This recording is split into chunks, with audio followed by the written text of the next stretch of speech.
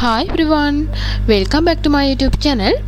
Today also I am going to teach an important lesson for you. Let's go through the lesson.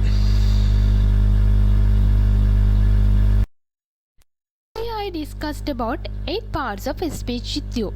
With that mainly I discussed nouns and verbs. Then for the verbs I discussed types of verbs. Then specially I discussed present plural form, present singular form, present participle form, past form and past participle form. From them, today I hope to discuss more details about present participle form of verbs. Then when you are converting the present plural form of the verb into present participle form, then you have to follow several rules. It means then when you are converting the verb into ing form, then you have to follow some rules. So then today I hope to discuss about them. Let's go through them. Simply we can say the present participle form of verbs means the ing form of verbs. Normally you can have the present participle form of verbs by adding ing letters to the present plural form of verbs. Then earlier discussed about them, but when you are adding ing to the present plural form of verbs, then you can't add directly ing to all of the verbs in English language. There are several verbs that you want to follow different rules when you are adding ing to the verb. Today I am going to discuss about them. Let's go through them. Apart from the common general rule of adding ing, there are some other specific rules of adding ing to the plural form of verbs. Now we will see one by one. Let's see the first rule. If the verb is ended with a letter should be omitted before adding ing letters to the end of the verb. This is relevant with the verbs which are ending with e letter.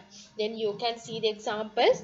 Then come, that is ending with e letter. Then you can add ing letters after omitting e letter. Then first one come in, take, the second one take in, third one try in, then last one make in. Then all these verbs are ending with e letter.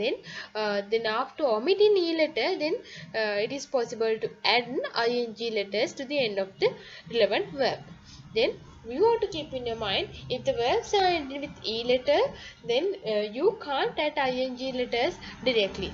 Then you can add ing letters to the end of the verb after omitting e letter. Then that is important for your knowledge. Then keep it in your mind. But there are some exceptions. Then here you can see an example for an exception. Then this verb is also ending with e letter, but that is there no need of omitting e letter for adding ing letters.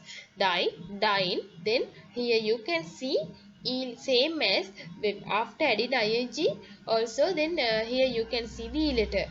Then in this case no need of omitting e letter. Then you want to keep in your mind, this is an example for exception. Now we will see the second rule. If the verb is ended with T, D, P, B, G, M, N and R letters, and if there is a short vowel letter before the last letter should be doubled before adding ing letters. Then here you can see the examples.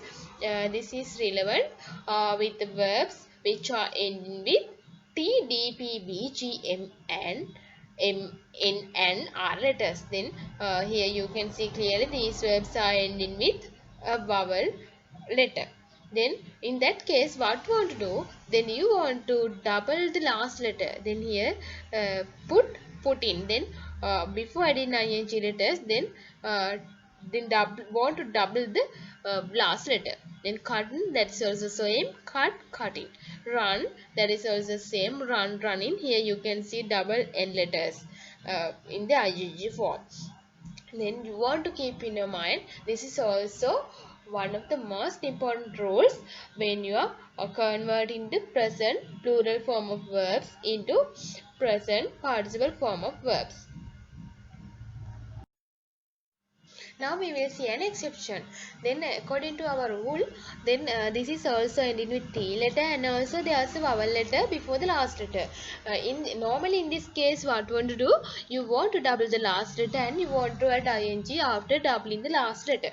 But in this case, no need of doubling last letters. Then you can add an ing directly to the verb. Then this is an exception you want to keep in your mind when you are using the language. Let's see the third rule. If the verb is ended with I letters, Y letter should be added instead of I letters before adding ing letters to the end of the verb.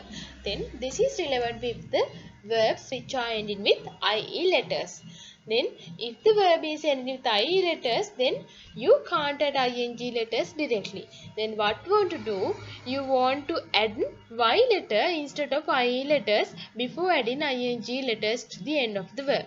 Then here you can see the examples. Die, dine, lie, line. Then the last letters are IE in both verbs. Then before adding ing letters, then here you can see there is a Y letter before ing letters. Then this is another important rule of English language. Then you want to keep in your mind when you are using the language. With that, I'm going to conclude today's lesson. I think this lesson is very helpful for your knowledge. Bye for now. See you soon.